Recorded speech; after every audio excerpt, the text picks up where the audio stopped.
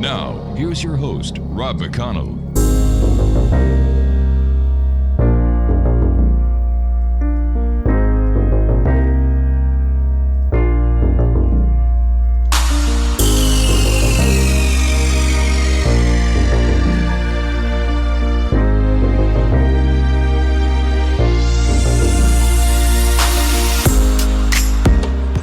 And welcome back, everyone. This is the X Zone. I am Rob McConnell. We're coming to you from our broadcast center and studios in Hamilton, Ontario, Canada.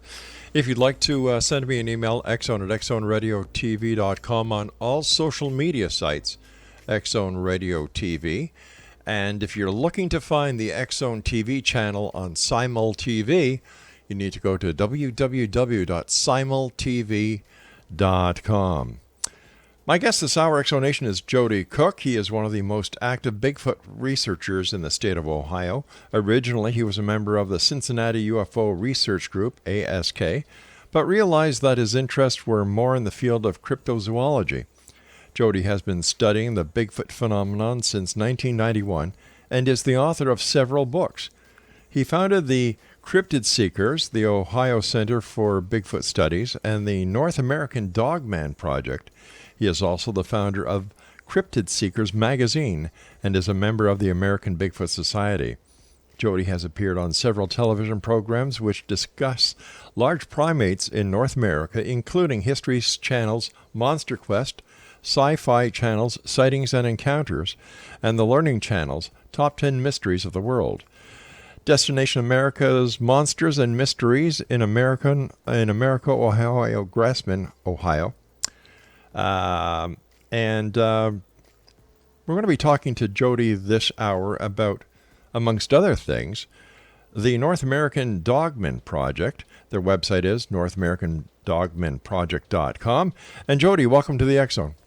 Hi, how you doing? I'm doing great. First of all, Joedy, what got you interested in cryptozoology?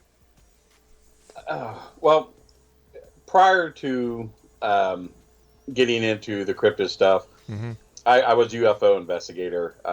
Here in Cincinnati, we had a group called ASK, which was scientists, or Associates for Scientific Knowledge.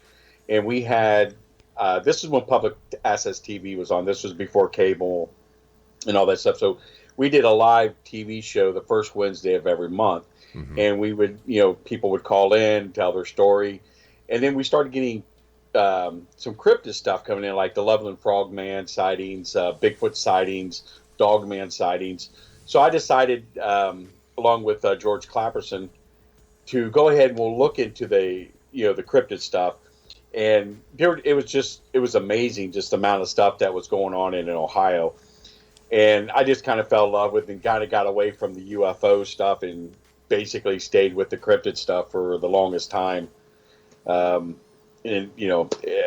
that's how I got into it. And I mean, I love it. I actually had a Bigfoot sighting, myself, when I was in the Army, on a U.S. military base. There's 3 other guys with me, and, he was like 12 feet in front of us. We didn't even see him until he moved. And that kind of got me into it too. And then, I was a reservist at the time, but I was a deputy sheriff, and I was at a seminar, and I talked with some of the deputies from another state that were there, and they were telling me about the story of the land between the lakes, and kind of fell into that, and with all this stuff going on, it's just, I found it a lot more interesting than the UFO stuff, because UFO stuff is kind of boring because you're like sitting outside looking at the sky at night waiting for stuff to happen. And this was a little bit more interesting. Tell me, what is a dogman? A dogman, no one really quite knows what it is. Everybody who thinks of dogman or the phenomenon, they think of a werewolf because of the way the creature looks. Typical, like your typical Van Helsing style werewolf. It's a canine species that's capable of walking on 2 legs. So we don't quite know if it is an off-breed of a wolf or domestic dog, or if it's just something totally different, because how can I describe this? There's different descriptions of the creature. the legs on some of them are different. Some of legs are more like human. The feet are more like human. Then you have some that are more canine looking. You have some that are more bulky, like a Bigfoot, but with the snout. And then you have some that are just, has a snout with the high pointed ears, the canine legs, variations of the creature different each time. So is there more than one breed of the species? Yes. We think there's at least 4. Is it possible that the dogman is a love child of Sasquatch and a wolf? No, they're definitely two different animals. Okay. I've heard that theory before, believe it or not, but I don't think it's it's a totally different species because if you look at Native American culture, you look at a lot of different cultures like in Europe, in early part of the American culture and Canadian culture, when the white man was coming over, that's when they were still getting a lot of sightings of this thing. So they don't know, could it came from Europe? Could they brought it to Europe? Because the Chinese, believe it or not, they say they discovered America before the Vikings did. Yeah. And they said they brought Yerins with them, which were the Bigfoot. So, anything's possible. Anything's possible. How frequent are dogman sightings in Ohio?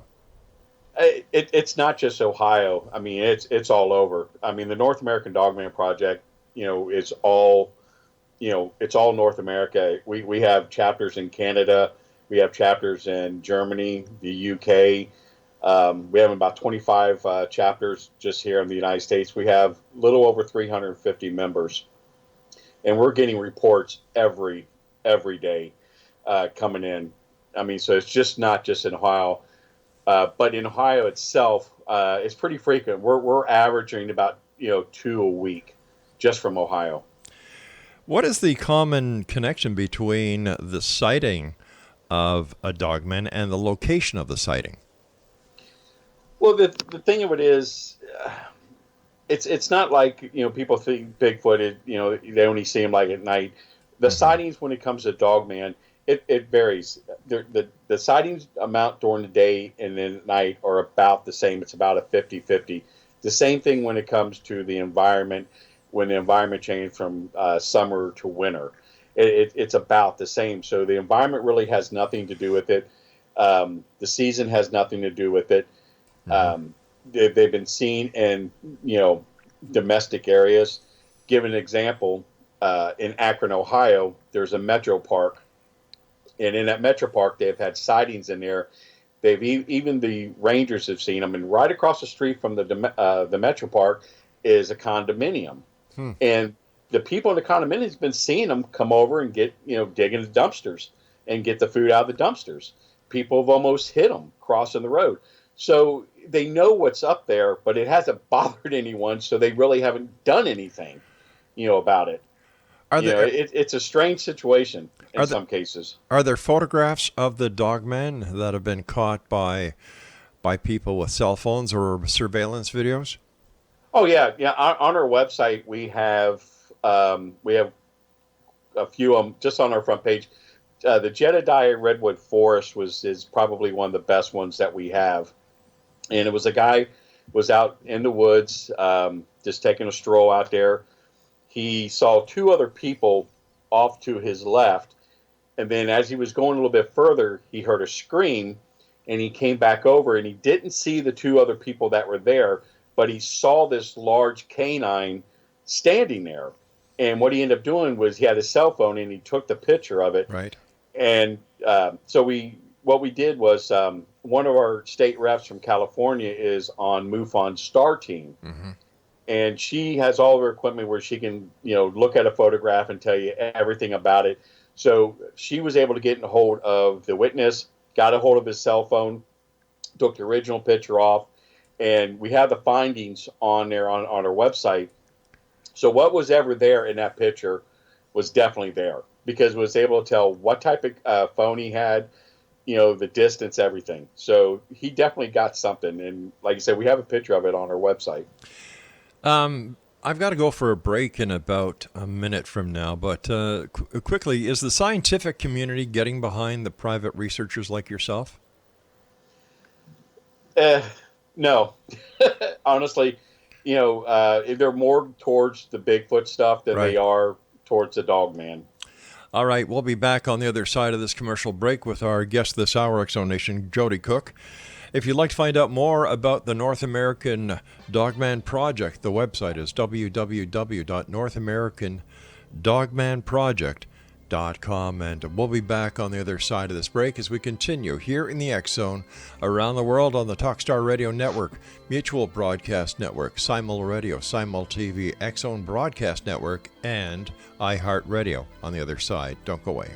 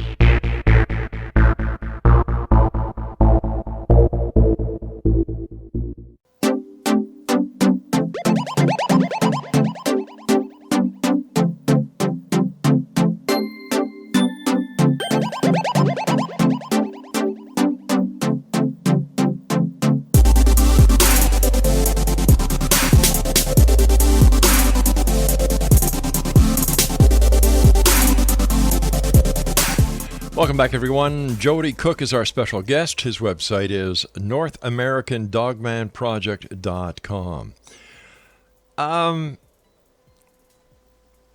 Any idea, how one would go about live catching a dogman to prove the existence and to find out under tight controlled conditions what or who or what it is?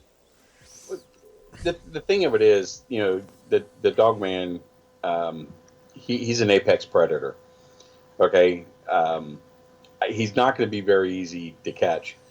The thing of it is, when it comes to Dogman, we know that like the U.S. Forestry Service has information on it. We know a lot of different states' DNR has information on it. I know they're looking for them. I've actually seen their people out in the field, looking for them, so they know it exists. I mean, they're monitoring our site, like our website. We can tell who comes on our site. Mm-hmm. It tells us exactly. I mean, we've had, the Department of Agriculture on our site quite a few times, and they're the ones that run U.S. Forestry Service. We've had the Ohio DNR. We had Kentucky DNR. Wisconsin, Michigan has been on there. Pennsylvania's DNR been on our site looking at it. We average about 25,000 hits a month, just on our site. And I mean, a lot of media outlets have been looking on our site. So they're monitoring what we're doing, and we're monitoring what they're doing. I would not suggest to go out and try and catch one, to be honest with you. Because I've talked to people that have shot this thing point blank and has done nothing. We even had the DEA SWAT team ran into a group of these in Louisiana, and they gave us their story. And, these guys were even terrified to go up, against these things. I've talked to numerous counts of police officers that have been in contact with these things. The law enforcement in America has a code name for Dogman, and they call it the black dog. And for Bigfoot, they call it the black cow. So that's their code name for these things. So if they see one, when they give the information over the radio, mm-hmm. they'll say black dog or black cow. So the media doesn't pick it up and catch it. But let me ask you something. If this is such a popular event with multiple sightings, everybody apparently knowing it is there, including law enforcement, the DEA. Why don't we hear anything about it in the media? the media's not going to talk about it. Why not? They'll talk about Bigfoot if it's something that happens. Uh-huh. I mean, there's been just a few stories that came out. One in Mississippi came out. There was one that was in Louisiana that came out a couple of years ago. It's just something that they don't want to touch. It's for some reason it seems like it's taboo to them. I mean, we even reached out to the media, and they don't want to touch it. I don't know what it is, with this, because it's a new cryptid. It's something that's always been here, but it's getting more and more popular with people. But the media just hasn't really picked up on it yet. Is it possible that the reason it's becoming more popular with people is that it's losing its homeland because of urban development? Same thing with Bigfoot. It's a money issue. When it comes to something like this, give an example. The land between the lakes in Kentucky. There's some stories that came out of there. Give you an example on one. We did a documentary on LBL, and we had a guy come forward that was retired Kentucky Fish and Game, and we talked to him, verified his employment there, everything. The guy retired. He gave a deathbed confession. He was dying of cancer. In 1979, he was fishing down there. He was still a member of the Kentucky Fish and Game. In 1979, he was fishing about 4:30 in the morning. About 7:30 in the morning, he's decided to go back, come back in. So he's going along the shoreline, and he gets up to one point, and he sees a tent, and he sees a pickup truck, and where people are camping there. And then a little bit over, he sees something that he thought was a horse. He said there was a fog, and this was like in October. So there was a fog there, and he thought it was a horse. And then he said this thing stood up on two legs. And as he's getting closer, he's able to see what it looks like, and he describes it, as a muscular body, like a dog. The arms were like a human. He said the head and the snout was like a hyena. It had high pointed ears. He said it had like a mange, like a lion almost on it. And he said at the time, two people are coming out of the tent, and he's yelling at the people to look over there at this thing, and they're looking at him and waving, thinking they're trying to talk to him. And he said this thing pounced him, and he said he watched this thing kill two people. Okay, now hold on here. I'm an ex-cop, you're an ex-cop, right? Right. Would there not be a report that goes along with this somewhere? No. Why not? Why not? Come on. Well, I'm going to tell you, look, it's a money issue with the park. If you have a park, a national park, and there's a monster running around in the park killing people, people aren't going to come there. But what about that's losing revenue. What about the two people who were murdered, allegedly murdered, because there's no proof that a murder actually took place? Correct. But what about if they were murdered? What about the members of their family? What do you say? They just drowned when they went camping? Well, you don't know. See, the thing of it is, he didn't work at LBL, but he worked for the state, wildlife. And he checked. He checked to find out if there was if it came under a bear attack, or if it came under whatever. And he said to people, he talked to people, nothing. No one knew anything about a death there. He said that campsite was completely cleaned up, so that he knows somebody knew what was going on, because the campsite was cleaned up, and they sat there and put trees up in the area where the campsite was on the shoreline. They totally just made it look completely different from what it was. And there's another story about a whole family. Well, can we just go back to this story for a second? Did anybody who's investigating the allegations, did anybody check the missing persons to see if anything fit in that time frame in that area with local law enforcement or state law enforcement? Oh yeah, we did. And? We went back to archives and looked into in the archives and newspapers. Yeah. Death certificates. We found nothing that took place in 1979 in that area, in that park. Is it possible that the witness was mistaken? Oh no. Why not? I don't believe he was mistaken, because he stated, he goes, everybody who worked for the Fish and Game knew what was going on in that park. They knew there was an animal in that park. So what were the comments from Fish and Game to these allegations? Fish and Games, they said, yeah, the guy worked there, but they said they had no idea anything took place. He said he didn't report anything. And then when we asked the guy, I said, I specifically asked him, why didn't you report this? And he sat there and said, you don't do that, because you don't. He said, I would have lost my job, or they could have killed me off. It could have been anything. He said, I had 100 things going through my mind, and he said, I did check into it. I did look and see if there's somebody, if anything happened with the death in that park. I asked around, I talked, and he said nothing came up, and he said he kept this for all these years. And then when he was dying of cancer, he didn't want to go to heaven, with this burden on him. So he wanted to tell someone, but like you said, we verified the guy's employment through his W-2s, through, pay stubs, through his retirement information. We know he did work there. We have verification. So but he was witness we can't verify the story. So he allegedly is a witness to a homicide, and he wants to give a deathbed confession because he wants to go to heaven. Does that make sense to you? It doesn't make sense to me. It doesn't. But things have stranger things have happened. But when it comes to it's like this. Okay, there's another story that came out of LBL where this whole family got massacred by the creature. Okay, I talked to about 7 different Kentucky police officers who stated that they were there when that incident happened on the cleanup, and that it happened. They all took me to the same location, and this is through a span of from 1987 to just last year, talking to 7 different people, going to that park, and every single one of them took me to the same location where it allegedly happened. But if they're not willing to come on camera and tell their story, it doesn't mean anything to me. That's right.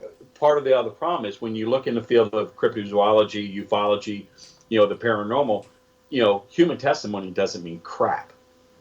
Okay, human testimony is only good enough to put somebody in prison, or put them to, on death row. There's more people sitting in prison right now because of circumstantial evidence than there is, actual, proof. All right, stand by. We've got to take our break. We'll be back on the other side of the news as we continue here in the X Zone from our broadcast center and studios in Hamilton, Ontario, Canada. The current edition of the X Chronicles newspaper is still available online with our compliments at www.xchroniclesnewspaper.com. And for all the listings on the X Zone TV channel, visit SimulTV at www.simultv.com.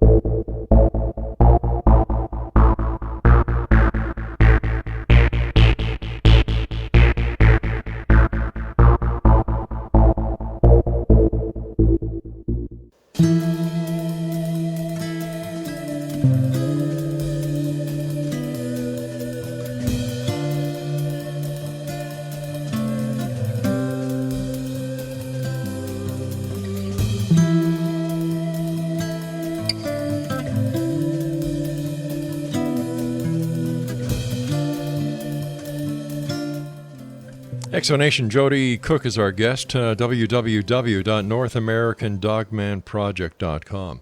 Joedy, it concerns me that if these allegations are true, that people who are entrusted to serve and protect are lying through their teeth, and they're turning a blind eye to injustices just to protect their own asses. I talked to a ranger up in Vancouver that worked for a national park up there, and he told me, they know they're in the park where he's at. They know they have killed people in that park. He knows there's teams that come in and cleans the area up. He says we have AR-15s that we keep in our our little cabin where we stay at. And we're there most of the time. It's just one of us. And he goes, we don't go out. We don't go out, unless we have one of these weapons with us. But I mean, that's, it's just not here in the United States. It's in Canada too. Where we're talking to people who work at these parks and say, yeah, they've killed people up there. They know they've had teams come in and clean the area up, and no one ever hears about it. When it comes to a dogman attack or killing, it could be easily played off as a bear attack, right? Because the tracks are somewhat similar. The scratch marks, the bite marks are probably similar, so they can easily say it was a bear attack, and that was, and people are going to buy it.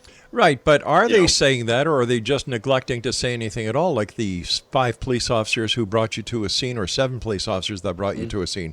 The game warden who allegedly saw this creature kill 2 people, and he did nothing about it. Something does not ring right with these kind of stories. It doesn't, and that's the thing. You can only take what they're telling you. In this field, just like any other field, you have to have facts. Okay, you have to have facts on everything. When people tell you a story or tell you about a sighting, you take the information down. And that's the only thing you can do. There's no facts checking on a lot of the stuff that you get, even though if it's from military, if it's from law enforcement, or somebody's grandmother. You just can't fact check it. So if it can't be fact checked, why put it up anywhere and let the public see it if it's not fact checked? It's not that you're giving out information. You're giving out a story. Okay, it's like giving 411. The guy Pilates that writes the 411. A lot of his stuff. People think, when you read the book, all these sightings are because of, Bigfoot, UFOs, Dogman or whatever. And they read into it. And in reality, it has nothing to do with any of those, because all what he's doing is taking where all these sightings are taking place, and he's taking missing people and see, are they matched in that area? So that's what he's using for a facts check. But in our field, we can't do that. It's just a story that comes in, someone gives a report, and you put it out. You let the people decide if they think it's real or not. But if you're disseminating information, the responsibility is to you as a person who is posting it to make sure that it's been authenticated to the best of your ability before you put it up. Well, some of the stuff is. We do that with a lot of the stuff, but like I said, when someone gives a story, right, sends us a story, what we do, we go on our site, we put it in, in our little area on our map, saying this particular area, this is a sighting, and this is their story in this area. Okay, it's for the people to read, it's for the people to decide. It's a whole thing. I mean, if you're getting information, okay, and you're not going to release it because you can't do facts check on it, right? I mean, what's the point of doing it? Well, what's the point of doing it? The point is, I understand what you're trying to say, but but the thing is, what you're trying to make it sound like is that we're misleading people, or we're trying to put people off, on something, and that's not what it is. I mean, MUFON does it. Every organization. I agree. I agree, and this is one of my biggest bones of contention when it comes to anything within the paranormal.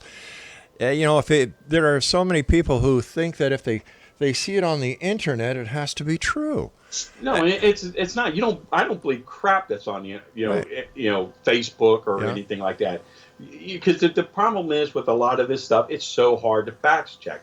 But when you're getting information, all you're doing is taking that information, you're putting it on, on a piece of paper, and you're seeing if it coincides with anything else in the area, right, if there's a pattern, and that's how you do it. And then you put the information out to the people, and you let the people to be the judge and decide. All right, in the postings that your organization does. For example, the story of the game warden, where he makes allegations that he saw this creature kill 2 people, or where the 7 police officers brought you to an alleged crime scene. Is this information put out to the public? Oh yeah. I mean, we put it in a documentary and we talked about it, but we were being objective about it. We're not saying, people, this is 100% fact. We're believing everything that we're told, because we are not the only researcher out there in the field of dogman that's dealing with this thing. Are dealing with people coming in and telling stories. There's with law enforcement coming to them too about a story. We just we can't verify it. But the thing of it is, you're just putting the information out, and you're letting the people be the judge. You're letting them decide, if they want to sit there and believe it or not. And we sit there and we tell them, this is not our opinion. This is just information that was given to us, and we're sharing it. All right. It's up to you to decide if you think it's real. What do we know about the lifestyle or the habitation or the what do we know about the dogman? The thing that most people who research it, what we find out, we know it's an apex predator. When we say apex predator, not just because it attacks people, because it attacks the animals too. Here in Ohio, there's an area called Germantown, and they have a legend up there they call the Germantown werewolf, which is this creature here. And prior to that, it was called the Butter Street Monster, and this was back in the 70s. Well, we talked with a lot of the farmers who said, they've seen this thing. It ran off with chickens. It ran off with, whatever animal that were there they had. I mean, we found cows out in areas that they shouldn't have been in that were, killed and eaten on. In one particular area, these cows, where they were, could not have got there because there's a small river that they would have to go down a 7-foot embankment, go across 4 feet of water, and then go up another 7 feet to get there. Totally impossible for a cow to do. So something had to get these cows and these dogs and these deers and these other animals that were in this area, that this feeding area, to that area. Now we've got tracks that we've got out of there, very big tracks, beautiful tracks that we've gotten out of there. And the police department in the area, they built a facility right there smack dab in the middle of the woods, and they got cameras all over the place monitoring this area. And they have signs letting you know this is a controlled area. And what have the police found out through their investigation into this phenomenon? The police said, well, it's a training facility. No, it's not a training facility, because if it was a training facility, it would be set up like a training facility. It's 2 buildings that look out to where it's high enough where they're able to look out, out of surrounding area. And they have cameras that are set up all over the area up there. It's just a bunch of bull with them saying it's a training area. They're there. I mean, there's just no way you would do a training area in this particular area, for a department of only 6 people. So, like I said, we've got tracks out of this area. We got pictures, of very large dogs that were killed. I'm a hunter. I'm sure you're a hunter. Nope. You're okay. But have you ever seen a poached deer before, where someone poached a deer? Nope. Okay. Well, when people poach a deer, it's a particular way they do it. Okay, but we're finding deers where the hides have been tore all the way from the back, going all the way over the head, and then you can see where it's been eaten on. A poacher, you can tell where it's been cut and shaved and all that other stuff. These things were just, I've never seen anything the way it was done, to these deers. And the dogs that we're finding are the same way, where the hides were ripped from the complete back of the dog completely over the head. And it's the same thing with the cows. So there's something doing this, and the police, the Jefferson Township Police Department, they know what's there. Otherwise, they wouldn't be up there. And these animals could not have gotten to this area. It's hard. I spent 20 years in the Army, and I'm a combat veteran. I was in Iraq, and it was hard for me to get down there and go across the river and climb up there, let alone a cow. But something was able to get them over there. All right, stand by. We've got to take our final break. Exonation Joedy Cook is our guest this hour. The website is www.TWATNews.com. North American Dogman Project. That's www.northamericandogmanproject.com. And we'll be back as we wrap up this hour here in the X Zone from our broadcast center in Hamilton, Ontario, Canada. Don't forget, if you'd like to buy any of the great merchandise we have for sale at the X Zone store, www.thexzonestore.com. I'm Rob McConnell. This is the X Zone. We'll be back. Don't go away.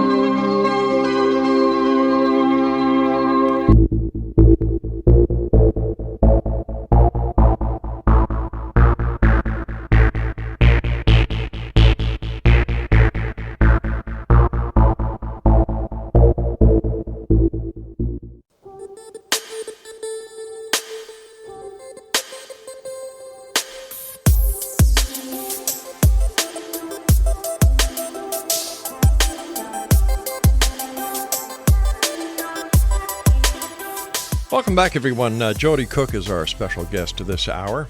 And Joedy is one of the most active Bigfoot researchers in the state of Ohio. Originally, he was a member of the Cincinnati UFO Research Group, ASK, but realized that his interests were more in the field of cryptozoology. Joedy has been studying the Bigfoot phenomenon since 1991 and is the author of several books. He founded the Cryptid Seekers, the Ohio Center for Bigfoot Studies, and the North American Dogman Project. He is also the founder of Cryptid Seekers magazine. And Joedy, before we went to the commercial break, you were telling us about some of the animals that had been found, and you were telling us how the fur had been separated from the skin, going from the back to the front. Were these remains sent to a veterinarian pathology center to get an opinion as to what the cause of death was? We took pictures of, like you said, when we're on the phone, we took pictures of everything. Right. Okay, and we actually, contacted the police. Okay, right. That was the first thing we did to get their response. They said, "Oh, it's poaching," and no, I've seen poached. Poached animals before. One of the guys on the team, he's an avid hunter, okay, and he's seen poaching and stuff. And there's a particular, when someone poaches a deer, they get in there quick and they get out. Right. There's one particular thing that they're getting, and you can normally tell. And this isn't. We did take it to a veterinarian and had a veterinarian look at it. And from the pictures, they really couldn't tell what could have done it. Only thing they could say, it's unusual the way, the hide's being torn from the back all the way up to cover where it's covering the head of the animal, and that's it. But they can't determine, from a picture what did it. You can see where it was eaten on, right? And all they can say, predators could have been coyotes. It could have been cougars. We got cougar in Ohio. We got coyotes. We got coy dogs. Right. It could have been that, which it very well could have been. But what we're going by is, we're finding evidence of something taking place. There's a legend in the area. We have witnesses that have seen it. We're finding tracks, very large tracks. Like one particular, we have a picture on our site of one of the tracks that we got out of Germantown. And we made a cast of it, and we have it next to a 250-pound black bear cast. And this thing dwarfs a 250-pound black bear cast footprint. And this is one that came out of Germantown. 4 toes. It looked like a bear. It honest to God, it looks like a bear. And I even showed my game warden, that lives in, my area here. And I talk to him all the time trying to get information, but he laughs about it. He won't tell nobody. But, he said, it looks like a bear, but one thing he did say that if that was a bear, you're looking at a 600 to 700 pound bear. You're looking at something the size of a grizzly bear. The largest black bear that came out of Ohio was just under 300 pounds. Okay, was the largest one they got on record. All right, so okay? let me just give you this example. You and other researchers say that there is a Bigfoot. Nobody has seen Bigfoot. Or many people have never seen a Bigfoot. There are those who claim to have had the experience. So what is it possible that there is another animal out there that could be responsible for this, that it has nothing to do with a dog man? You mean like a domestic animal? A domestic animal, or an animal like Bigfoot that has not been discovered as of yet. Oh, anything's possible. And I'm very open-minded to that. We live in a very, very strange world where we're finding new species every day. Yeah. Could Bigfoot do so? Bigfoot could do this. I mean, we got tons of Bigfoot sightings in Ohio. It could be another type of predator that's out there that no one knows about, no one was able to see. Anything's possible. Anything is possible. For all we know, that Dogman, I mean, he could be a gentle as a domestic dog, and he's getting a bad rap because there's another predator out there doing it. That's similar looking to what he is. So I mean, we just don't know. Has there been any communication made with the Dogman? Communication as far as talking or communication, contact? talking verbally, hand signals, telepathically, any kind of way. There's a couple stories that we've got where people have claimed that they were talking to them through their mind. We actually had one where this young woman said it was speaking like broken English to them. The thing about Dogman, which was just really interesting, is not only is community really excited and really into this. MUFON is very much into the Dogman phenomenon. They actually think that it could be some type of alien species. Well, MUFON also believes that Malaysian Airlines Flight 370 was abducted by a UFO, and that's why it's never been found. So when it comes to credibility, MUFON and the majority of people... Well, CNN even said it, so... Well, hey, CNN, there you go. It's got to be legitimate. Oh, yeah, right. If CNN said it, it's got to be legitimate. Yeah. So, yeah. And I understand that, conspiracy theories, they fly big on everything. I mean, I talked to prior military people who have told me, that they know for a fact that there is an alien species out there that is canine, and we have been in contact with them. Now, are we talking alien from another country, not indigenous to the United States, or are we talking from outer space? From outer space, from another dimension, another galaxy. Oh, yeah. I talked with a guy who's former special operations, and he told me this story that they had a group of them, and they were so dangerous that they would not even keep them in the United States. They kept them in a facility in South America. Wow. And they were able to get out of this facility. They killed the people in the facility. They had to go and respond to clean it up. And he said these things, they were wolves, but they had like human bodies, but they wore like a type of like an armor. But he said they were extremely intelligent, but they had no common sense. They weren't problem solvers when it came to things, but they were able to kill them, and clean the area up. Now, and that was one story. Another story was from a Afghanistan vet that was in Kandahar Valley, and they were on patrol, and they were looking for the insurgents, and they broke off into two-man teams. And he said they came upon, two of them that killed 3 insurgents, and they saw them actually kill one of them, because one of the insurgents, or 2 of the insurgents, were already dead, but the one wasn't.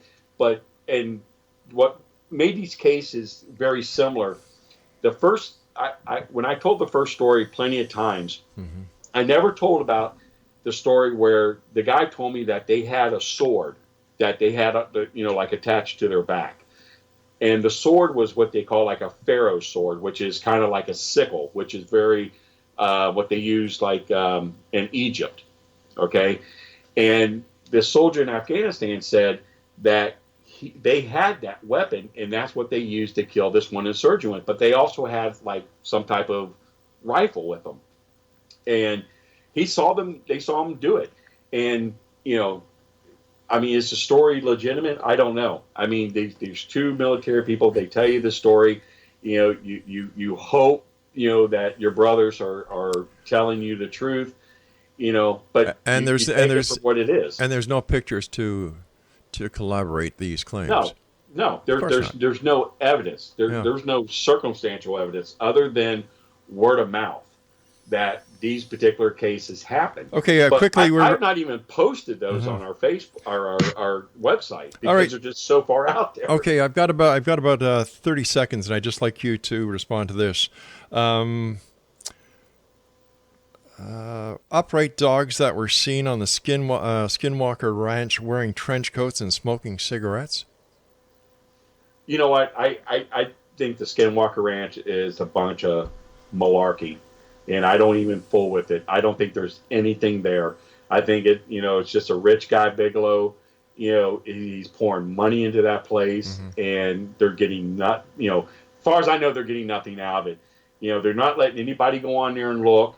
MUFON Star Team's the only people allowed on that property, other than Bigelow's, quick response team that he has, and that's it.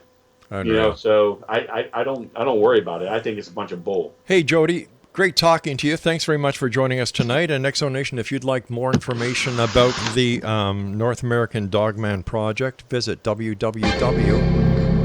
Let's try that again. Thanks, Craig. www.northamericandogmanproject.com.